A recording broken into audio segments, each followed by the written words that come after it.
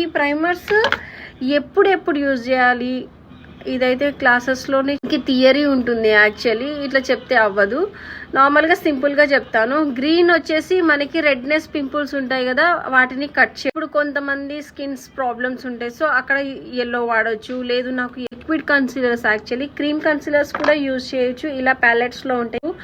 లేదు తక్కువ ఉంది డార్క్ సర్కిల్స్ అని అంటే నాలాగా నార్మల్గా కన్సీలర్ తీసుకొని ఇలా జస్ట్ ఇలా చేసుకోవచ్చు. ఎక్కువ లేదు కాబట్టి పిగ్మెంటేషన్స్, సో ఏది లేదు కాబట్టి నార్మల్ కన్సీలర్తోని, అది కూడా మన స్కిన్ కన్నా 2 షేడ్ డార్క్ తీసుకోవాలి.